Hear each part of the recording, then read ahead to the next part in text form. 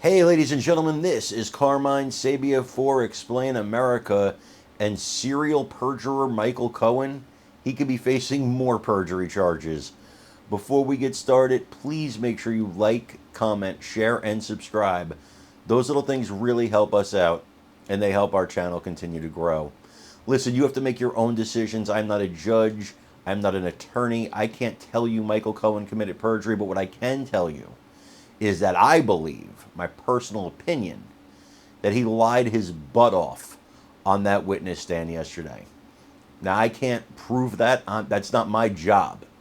I'm an opinion guy. But I listened, and I listened to things he said in the past. I read things that he's written in the past. I know his history, and I believe he lied like a rug. But it's not for me to decide. It's for you, the court of public opinion, to decide. And it's also possibly for the real courts to decide. I want you to listen to this legal expert, Jonathan Turley, actually break down exactly how he believes Michael Cohen committed perjury, because it's important.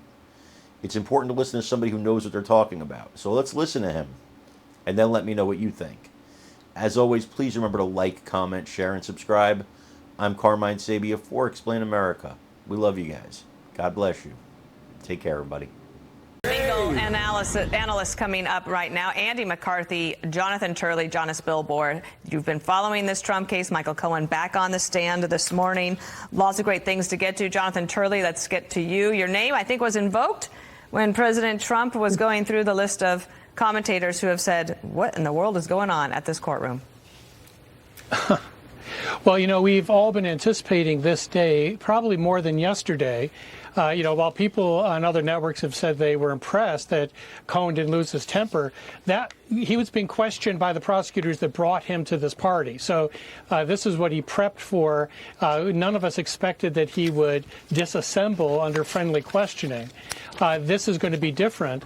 The one thing about yesterday that was striking is I thought that Michael Cohen may have committed perjury again. I mean, in my view, one of his answers just made no sense at all. He said that he taped his client, former President Trump, in order to keep David Pecker, the former publisher of the New York, the National Enquirer, honest and to make sure he paid.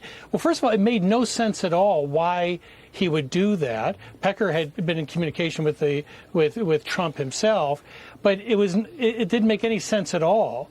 But Cohen seemed to try to find a reason for shattering every professional ethical standard in surreptitiously taping his client. And so it was really amazing to hear that answer, because I don't think anyone, certainly I didn't, believe it, that he was taping that to somehow benefit or affect David Pecker. So, Jonathan, you mentioned the audio recording. The jurors apparently had heard this earlier in the trial, but it was played yesterday in court. We'll get it queued up. I should take note that apparently the call was cut off suddenly, and it was explained that Michael Cohen had received an incoming call, and therefore the recording stopped. We've got it. Here it was from yesterday. Cohen and Trump. Watch.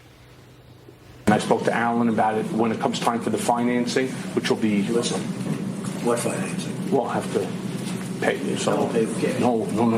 I got... No. Pay with cash. At the end, Trump says, check. All right? So we'll find out the significance. Did you have something, Professor? Yeah, you know what it sounds like with a lot of these conversations is it sounds a lot like a client being told by a lawyer what they're going to do. And now the lawyer is testifying against the client and saying, you should send him to jail for doing what I told him to do. So the note from inside the courtroom, Maria Peronich tells us that